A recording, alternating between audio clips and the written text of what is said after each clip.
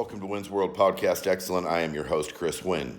Today's conversation is with the one and only Mario Barth. He is part of CTS, the Coalition for Tattooing Safety.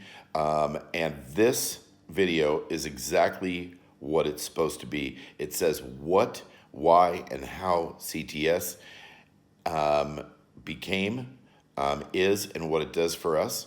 So listen. It's a lot of great information. It's a great podcast. Mario's a great guy. And I think it's going to be very informative.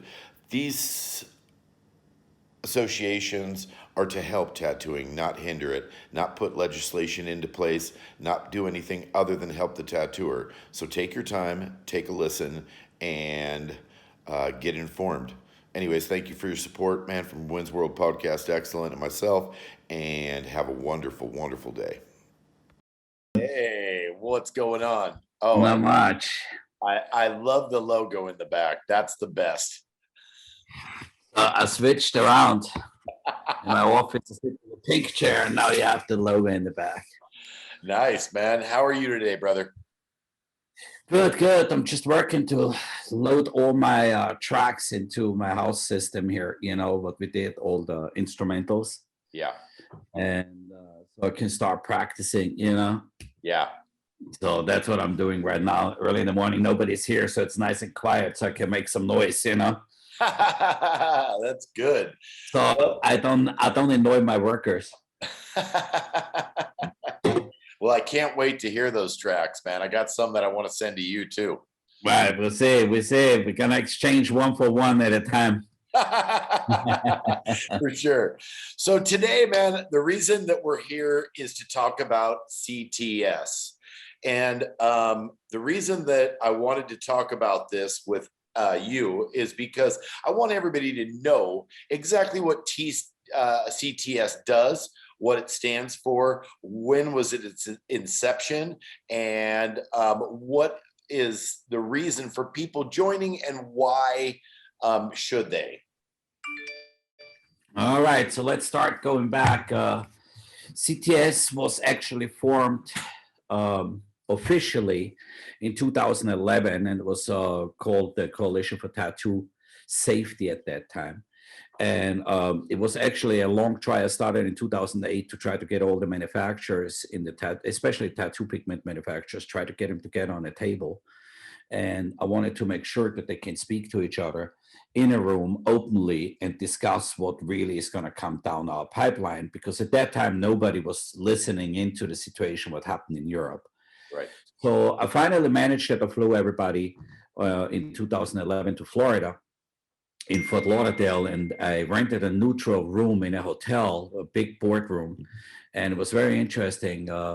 Before we got everybody into the room at that time, there were every single one of them besides me, but everybody, one of them had a lawsuit against each other in some form or way. And I made clear that before we walk into the room that those lawsuits should be squashed, because it's basically just bad blood in general for the industry, and they shouldn't sue each other. They should work with each other, right? And I have to say all of them actually did. They were shaking hands, and then we walked into the room and we started the first discussion to create a coalition, which is basically industry driven, right? Because a lot of what's out there, or at that time what I was dealing with, was mostly governmental agencies, right? And some out like government authorities, or I was already dealing in Europe with the situation with the ECTP, the European Coalition for Tattoo Pigment Safety at that time was already founded in Denmark. So I wanted to put everybody like on the same platform and say, listen guys, this is what's gonna come down. Crazy, it's 10 years ago if you really think about it. Yeah. And everybody was, of course, it's not going to happen. It's not, here we are today. And that's why the coalition basically was so important, that everybody gets together, leaves all their problem at the door, and then basically walks into the room and starts discussing what we as a group can do to really put a block on that or start working, and then, so it took a while. In 2011, it took about 4 or 5 years to really deal with everybody's agendas. As we all know, in the tattoo industry, everybody tries to protect his own asset more than anybody else's. it's very difficult to keep him neutralized, like on the ground, right? So we were able to manage that, and then we decided that I was doing the tattoo shows at that time, the biggest tattoo show on earth in New Jersey. I was also doing the biggest tattoo show on earth in Las Vegas, and I offered up and said, hey guys, why we don't do the tattoo show in Las Vegas together, all of us? And we see that we make it an industry-driven show, not a one person putting on the show, but the industry puts the show on, right? And that was really the platform to go into, to raise awareness and have meetings and have discussion panels. And I don't know, I don't think you were there, right? No. It's like, so we had like 5 or 6 different panels each day where we would upcoming regulations, counterfeits, people selling counterfeits, you know, like all the aspects we always talk about, right? Like that you should support the people in your industry, which create something, not copy them and then rip them off and sell it cheaper than the person who does it, right? Right. Great example would be True Grips, right? I think like Derp created a great item with the grips, you know, which was on it. And then a lot of people just ripped it off. And we were like, guys, just don't do that. It's not the right thing to do. We also invited Chinese suppliers, manufacturers to those meetings. There were several there in Las Vegas at that time. And we were saying, why we don't do this? Let's do the show. Let's inform everybody, get the information out. And it went very well. From the part, we wanted to turn into a nonprofit organization. At the time, we couldn't yet because we were still individually driving the boat, right? So it was like, because it was my show, I gave up my date. So we couldn't turn that date where I made already the payments to the hotel. I couldn't turn it into a nonprofit. It was not possible. So we had to wait until that 1 year is over. And then next year we would have been the nonprofit organization, which we actually were at the time. Then right afterwards, we became nonprofit in the next show, and then COVID hit. But so the basis of the whole organization was that the industry itself is structuring. And we had like subcategories, right? So we had the Coalition for Tattoo Safety, and then we had the category for the Coalition for Tattoo Ink Safety, where just the ink manufacturers are talking. And then we had a part of that where I said Coalition for Aftercare Safety, where only the aftercare manufacturers are going to be talking, right? Because it is always interesting or very difficult that there's so much outside noise coming in from people in the tattoo ink manufacturing. I'm just speaking about that right now. Where the people have no idea how it really works. It's not 1970 anymore. Colors are being manufactured in massive clean rooms in like under stringent guidelines, under GMP, ISO certification. So it's not like that we just mix something in a blender and the cat is running in the house blue. You know what I mean? It's not how it works. So we wanted to make sure that specific groups talk about specific issues. It's like the machine manufacturers, they should have their own, you know, category in this coalition where whoever manufactures machines should be discussing the future, what's going on, what's the new legislations coming in, what's the new laws coming in, how can they, you know, work with the counterfeiters, with the illegal imports. I mean, we all know China is one of the biggest counterfeit manufacturer in the world. And even though it looks to the outside the same, it is definitely not the same, right? And unfortunately, our industry is not really putting strong guidelines on it. But I have told everybody in the ink manufacturing at that time that I have a custom officer. Like we have a trademark attorney, which has filed with the U.S. Customs Office that all imports of our colors into this country have to be seized. Because if it comes in from the outside in, we have to assume that it's basically counterfeit, right? And we had several shipping containers full of stuff coming in. So people are buying it and doing stuff. So that was the real source, the real root table for the CTS. And then when we structure and organize these groups, then we're going to go to the artists. We stabilize what goes on with the tattoo shops, right? It's the same problem there. A lot of people work out of the house. I worked out of the house as well. I say this always. I didn't fall out for my mother's, let me say politely, belly, not the other stuff. And I was a great tattoo artist, right? It's like I worked my ass off in the basement like anybody else. And I think we have to cherish those people instead of calling them scratchers, we should call them aspiring artists, right? Because that's what they are Yes. really at that time, you know. And but we need to give them strong guidelines. And that was CTS's purpose. But again, mostly important in a separate way. So not one group for everything, right? Like not, we wanted to split it in, or was my vision, to split it really distinctively into the zones of what they are for. Yes. Because those are the people which really should talk about, right? Um, I'm in aftercare, but not as much. So I would like to be in it. But there's other people which have aftercare down to Yes. those people should be on the board. Those people should discuss what the new guidelines are because they just know better than anybody else, right? Yes. So unfortunately, we have some other issues that outside, we had, it was a very big part for us that Eternal was part of this. You know, some people decided not to be part of it. Some people worked really against it. And then of course, as soon as they got bought out, from the outside, the hedge fund companies, there's no interest in that anymore, or Yes. very little.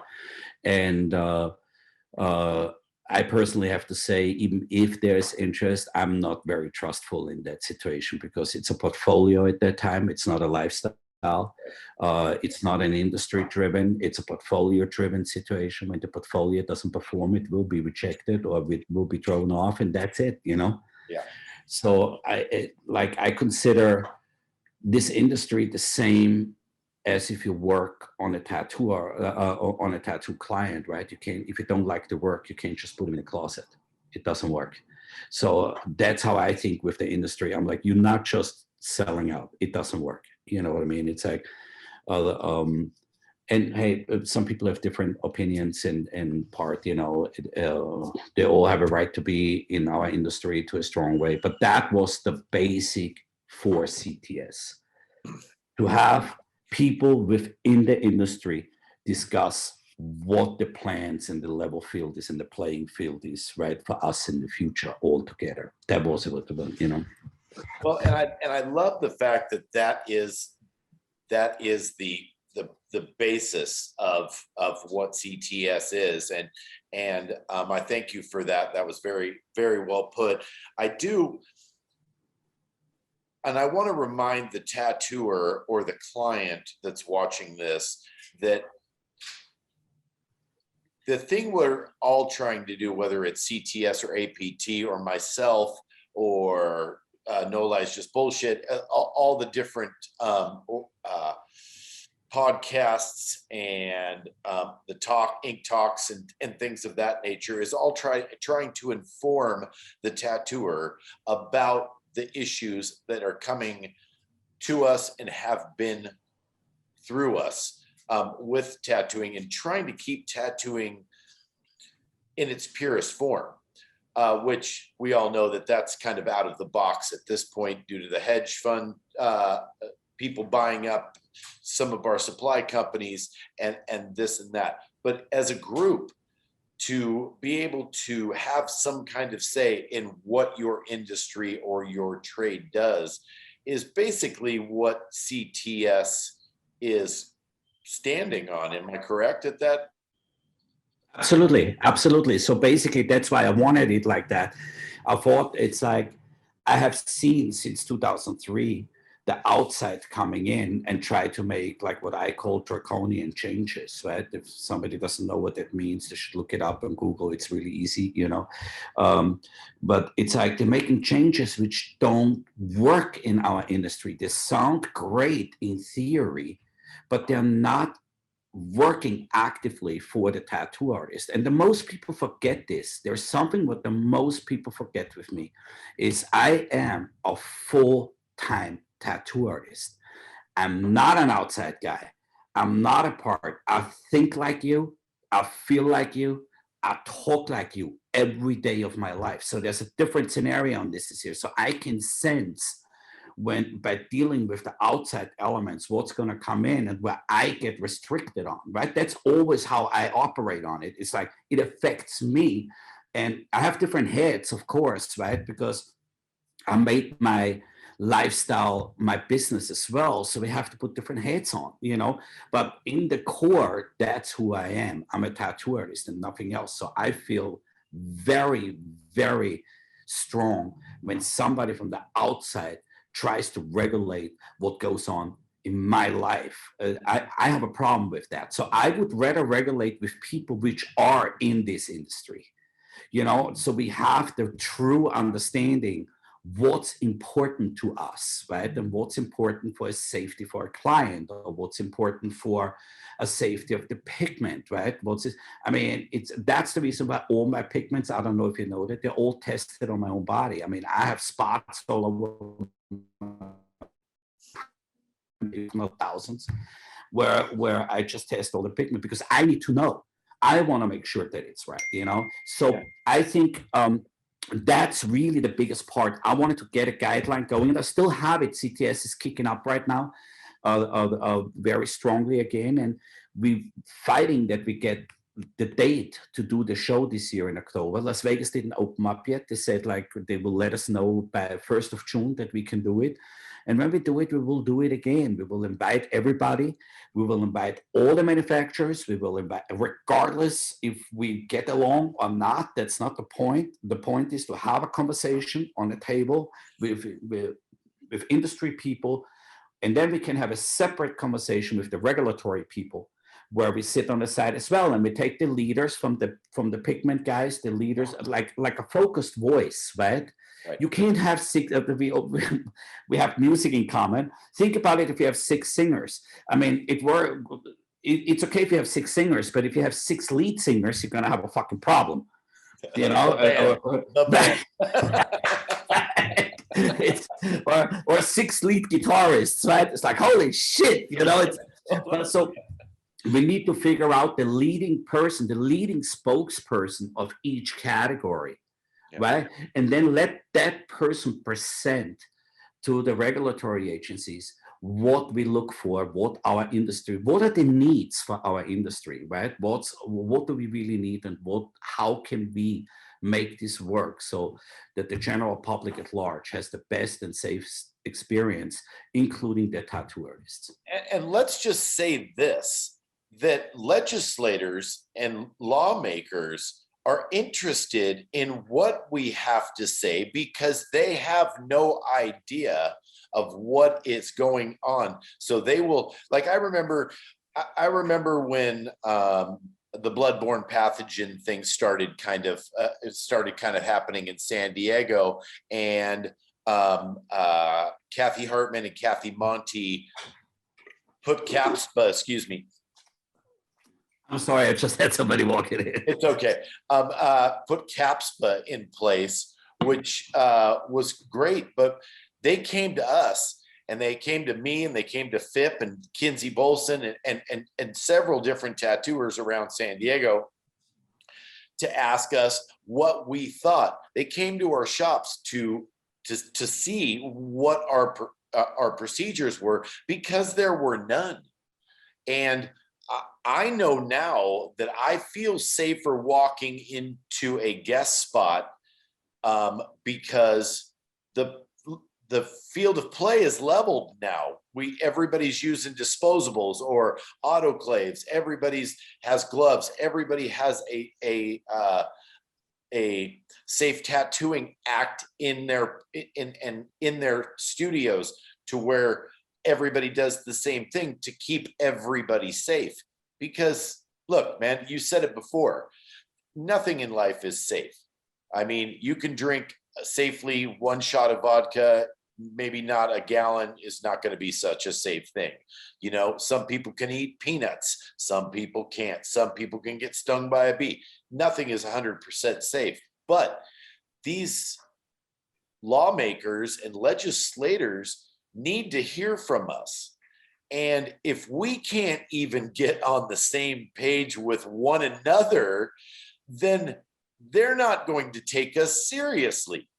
Yeah, absolutely. I mean, that's the point. You're making it there. And the thing it's what I preach since a long time, right? The situation is just like, we need to create a communicative industry, right? Which sits down and explains what we as a group or as an industry need and what we can do and how we can help them. It's not like that when they're going to come in and there's just noise, right? What I call it's like white noise, like Right. like 50 artists talking, especially on the internet, and everybody's like screaming and yelling, and everybody knows everything best. The authorities, the industry is that big right now that we have been looked at. It's just that's what it is. There's no change around. Yeah. That's the reason why many people are tattoo artists today. Otherwise, they wouldn't be, right? So let's just say what it is. It's like many of the people wouldn't have worked when you started or I started. I'll tell you that. They would have been in a totally different part of the town, right? And you know, I mean, I'm not saying anything negative. I'm just saying what it is. So today, there's a lot of great artists out there, but they don't have the history we're having. So that being said, if we as an industry cannot send a channel proper message out there to the whatever agencies those are, or whatever regulatory issues we're looking at, if we do not channel that message correctly in the proper way, they will not just go and turn the TV off. They will take care of it. They will fix it. And that's really the challenge. And that's what we have seen with this regulation in Europe. The industry couldn't come to an agreement. So what did they do? They just fixed it. They said, if you guys cannot bring the safety data, which by the way is not true, we have the safety data, but they wanted it from the industry, not from an individual. Because if it's from an individual, what happens is it's personal profit.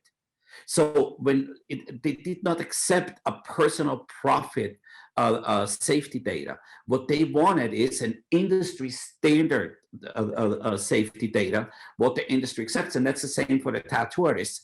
So what happens is it's a misconception if tattoo artists think that, okay, if we don't do anything, they're gonna go away. No, fuck no. They're gonna sit in your fucking living room each day and you will not be able to do anything. And that's because the same Achilles heel still exists today.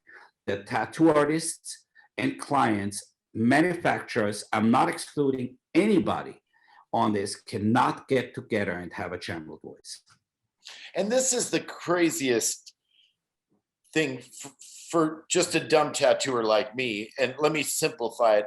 There are plenty of companies, pigment companies, supply companies, aftercare companies, t-shirt companies, art companies, all these things that survive off of the one thing that we do with our client, tattoo. So all of these things are surrounded by, they're all the wagons, and tattooing is the fire in the center, right? And what really amazes me is the fact that we can't all get on the same page for the sake of tattooing it. And because like, and I'll just say this about the pigment ban in Europe, is that if you ignore it, it will come to bite you in the ass. At this point now, you and I are talking, Sean and I are talking, we're all talking. Nobody's asking you for money. Nobody's asking you for shit. We're asking you to fucking listen. And sign a petition, right? Which takes 10 minutes. We're asking you to take 10 minutes out of a day. I had to call out yesterday or a couple of days ago. You've seen that, to all the people out there. And I don't want to mention them. Many, because it's not in my interest to stir something up, but many of them make hundreds. I know one company is in there, makes over 100 million in the last 5 years. Everybody wears their shit. Everybody shows off on their shit. They haven't posted shit. It's like, are you guys for real? And you let them get away with it? I mean, I love the guys who own it. It's all great. They need to get on that fucking ball. And it's that relationship what's missing. That's really where it is. I have to say, and I've seen a lot of color manufacturers still today. People can go out, look at their site. their Instagram site, if they do not have every day a post on for the last 2 weeks, I'm telling you, don't purchase anything from them because they really don't give a fuck about what you do in the future. I'm sorry to say that. There are several which are great, I know.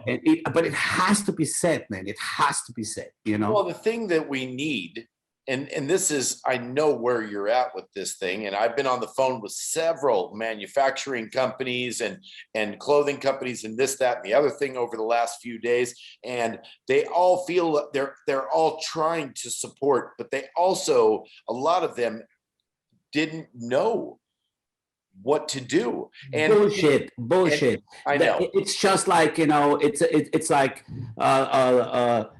if you want to say like, oh, sorry, officer, I didn't know that I drove too fast. No bullshit. They all knew about it. They just put the ostrich situation.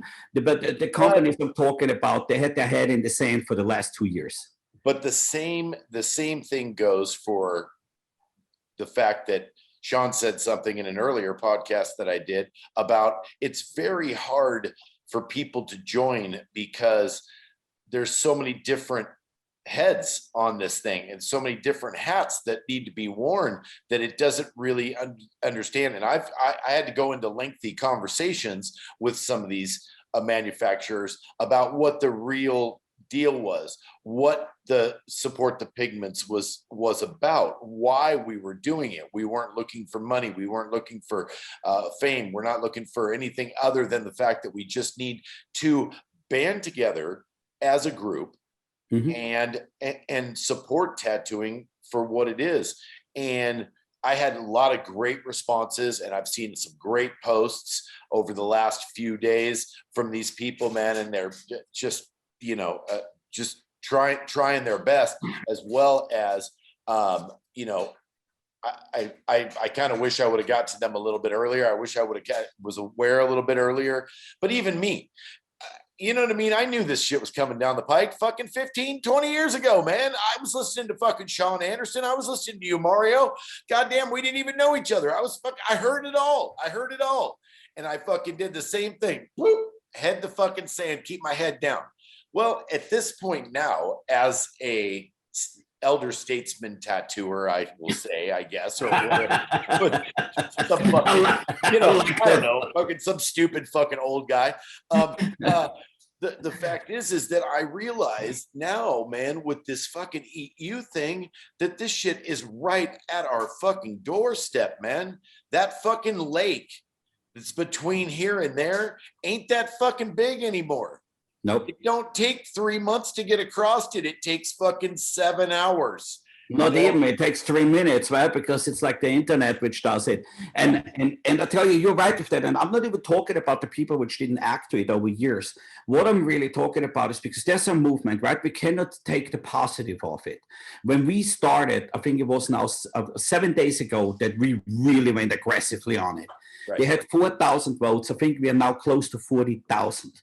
So it's, I mean, we all together achieved a milestone, okay? Because nobody could get 40,000 people together to sign something in languages what they don't even speak. Yeah. So it's for that part. But I think there is so much more to it, and the big guys with the big outreach. That's what I said. Like they need to get together and really send this out. But this is okay. We were not talking about the band. We were talking about CTS actually. And the fact is that if we want to come full circle in this, and get CTS back into it, when this show happens in Vegas and everybody is invited to come and everybody is invited to participate.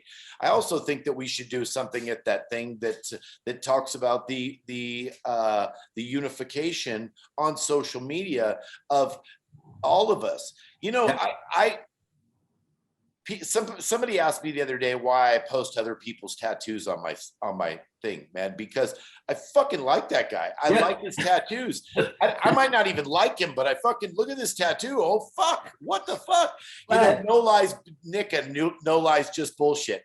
Every fucking episode, at the end of the episode, they take a tattoo and they talk about it. And they critique it and they critique it, its fineness. And they're just, you know what I mean? Like they love fucking tattoos. Yeah. And this is the thing. It doesn't matter about well, it matters about the band and this the problem that we're having. But the thing that we're really trying to get a hold of is the unification of our trade.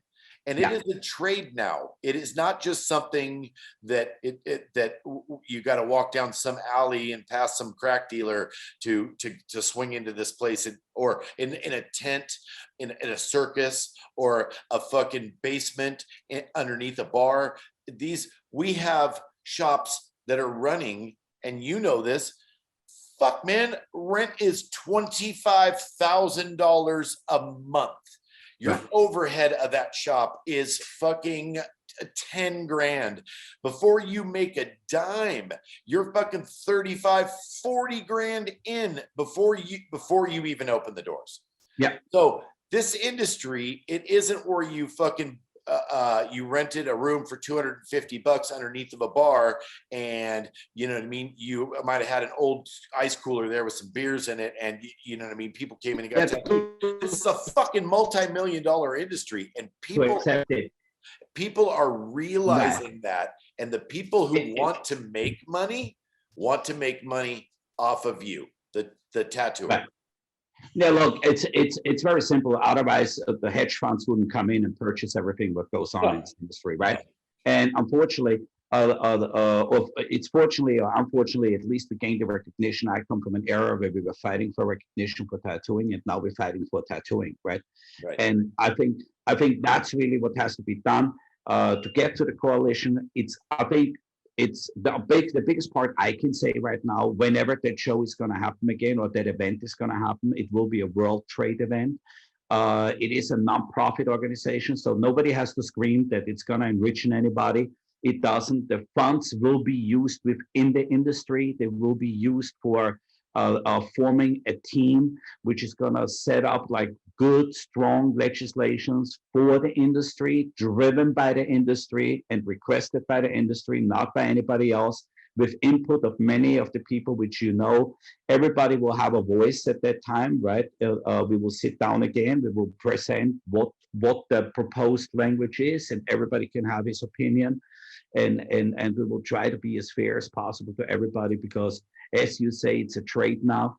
And besides that, there's people in there, their livelihood is in it, right? Their whole life is depending on it, that they can make it work, and they need stability, and they need to have a future to look forward to. And the only way where we can do it is with regulations in a proper way for the industry, by the industry, and not by somebody else. I also saw something that it was posted by a tattoo artist today, and who will I'll leave unnamed, but about the First Amendment right to tattooing, to free speech, and to art, and to all that stuff.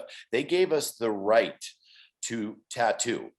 My point is that in that bill, or in that law, it doesn't give you the right to buy tattoo pigment, or buy tattoo machines, or buy ink caps. Dude, they could take that stuff away from you at any fucking minute. And yeah, you're free to tattoo if you can melt some checkers, and you know what I mean, and go back to the old school way of doing it. If you want to continue, and I mean this all the way across the board, there's a lot of ink manufacturers that are small batch companies, and they're just doing really custom stuff. Great colors, man, great people, great things going on. But the fact is that this is a worldwide thing right now. I know Fusion sells it all over the world, man. Intense all over the world. Eternal all over the world. Tat Soul, fucking Kingpin, all these. It's worldwide now. It isn't just the United States. So at that point, man, it makes it very, very hard to let everybody know that, like, you know, we're friends. I use Fusion. You own a Tens. Whatever. Dude, doesn't make a difference. You play a Les Paul, I play a Les Paul. You know, yeah. Whatever. It doesn't fucking matter, man. You know what I mean? What we're using. Although I've always said one big part is like, and again, that's the artist speaking, right? It's like, I think the artist should have the freedom of choice. And I'll jump back to the First Amendment. Yeah. in a second. But it's like that's really the biggest part for me. I've never been an opposer from any other product. I think each artist should do his research, try out as much shit as he can, and then basically go and choose what he likes the best and what performs the best. That's it. It's that simple. It's an artist has to have a choice. If an artist is limited in what he can use, it's not choice anymore. It's not artistic expression anymore. It's bullshit at that moment because he has to use shit what he doesn't want to use. So, but going back to the First Amendment issue, I agree that receiving a tattoo is a First Amendment right? Because I have a right to do whatever it is. But giving a tattoo does not fall under my category, under the First Amendment right, because it's like, it's the person receiving it, yes, because he wants to make a change. The person providing it is a different story because he's a commissioned artist at that moment, and that's not protected by a First Amendment right. So, and it's just a foreigner interpreting, like interpreting the First Amendment, right? It's like, but is the freedom of expression, for sure. But it also can't be then controlled what you use, right? If they consider that there's no stability and it could be cause a harm, or it could be something that they can restrict that expression, right? You can't go and cut yourself up or light yourself on fire because it's your expression of like, I want to burn in eternity, even if you survive. You can't do that because there's physical harm and bodily harm and injury involved. That's when the legislator and the people come in.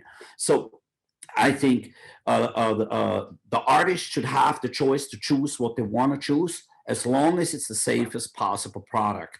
And that's really what the key is on this. And regardless from which brand it comes on, regardless if it's made from a micro manufacturer, how we call it, right? Like, which would be like the small batch. It does makes no difference. There is an audience for each single item. When that product is created safely, and for the best possible way, so that the artist can really focus what he does best is creating art, right? When he can focus on that best, then it should be standard driven and controlled by our industry, not by the government. That's what I'm saying with that. And the only way we can do that is by us getting together, speaking to each other, putting our differences aside, and become an industry, really become an industry, because we are not. We're just all running around like we are a soccer team of 50, but we only need 11 players. Yeah, I know. And everybody plays a different game, right? The one guy wants to have 2 balls. The other guy wants to play with 5 balls. The other guy doesn't want to even have a ball because he's like, he wants to be the referee, but nobody knows yet where the position is. So I think we need to create that element. And by doing what you're doing right now is we're sending the message out. I can only say, as soon as we know people should go on to CTS, we don't ask for members right now. It's if somebody wants to support, all your money is going to go. You don't have to be a member to support. Go on, check it out, what comes next. And then basically see when that next date comes, show up. That's the key. If you want to know what goes on in your industry or in your trade, show up and you will hear it. That's the biggest key, And I love that, man. And I love the fact that, man, whether it be APT, who's been around for 30 years, CTS that's been around for 10, whatever it is, man, everybody's doing it for the love of tattooing. And I find people attacking these things that they don't fully understand, which is one of the reasons that I wanted to talk with you today, to understand what CTS is, what it stands for, and what it does. You perfectly and eloquently delivered that, and thank you very much for that. But if you don't know and you want to be that person that sticks his head in the sand, then that's fine. But if you have an interest in the survival of tattooing, and I'm not talking about the next 15 years, 5 years, 10 years, I'm talking about the next 100. And you and I both know that this practice has been practiced for centuries, and with very little problems. And that's the problem.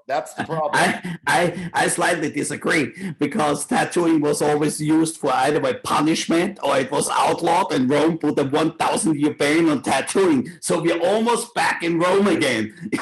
It's like, so I politely disagree with this, and I hope that I see everybody in Vegas and we can discuss that and say like, yeah. hey, listen. Well, and I think this Vegas thing is going to be great, man, and I'm going to be there in attendance for sure. Everybody go to CTS, go to the website, do your research, man. Don't just sit in the tattoo shop and talk about things that you don't know. If you want to know, go and find out. If you want to know, come. If you want to know, get a hold of somebody and ask the question. Just ask a question. It doesn't make you look stupid not to know. It makes you look stupid when you talk about something that you know fuck all about. Right. Dude, and when I come on here with you, Mario, or I come on with Sean or whatever, man, you know what I mean? Like, I feel like the dumbest guy in the room. And I like that because of the fact that I am learning more about my trade and what I can do to lift my trade up higher and higher and higher so that it can survive when I'm lower. Right. You know what it is. Like, it's perfect besides I just want to raise that point. It's like, no, but that's like, you know, it's a joke saying, I hope nobody takes this out too serious, what I just said. But it's like, that's really what it is. I think if there's a question, like I always say, if somebody finds it important enough to ask a question, it should be important enough for you to answer it. And I think if the question is a qualified question, right? It's not like, hey, what kind of underwear you wear this morning when you get up? I'm like, dude, really? It's not, you know, I'm not interested. But we answer questions. We can have many of these more. Hopefully we do in general, regardless what happens on the 22nd in the States, right? If we have enough signatures or not, we will find out. We should do many of them more, many in cooperation with others. The biggest part, I think, what was different on the CTS when we did the Vegas show is we invited every tattoo organization out there. We invited the APT, we invited the APP, we invited National, we invited everybody. We wanted to have everybody to have a mutual ground, and that's the same thing what's going to happen with this event, what it's coming.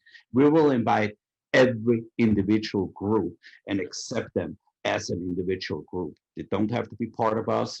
That's not the key. You don't lose your identity by being there. You being part of a bigger picture.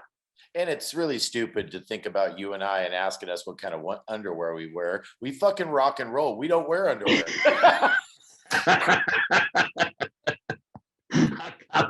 I like that. God, that's what sets the last pace of this. And it's like, and ladies and gentlemen, we're gonna see you next week. For sure, bro. Well, thank you, Mario, for your time, man. I appreciate this. This will be up on the YouTube platform. I'm gonna keep posting about the Save the Pigments. If you see this, go over. If you haven't signed the petition, please do. If you haven't, if you already have, thank you very much. Thank you again, Mario, from the bottom of my heart, man. I appreciate your friendship and I appreciate what you're doing for tattooing. Brother, same here. Love you guys. Keep on bussing, and we see us on the road. Peace and love, dude. Later. All right. All right. See you. Bye.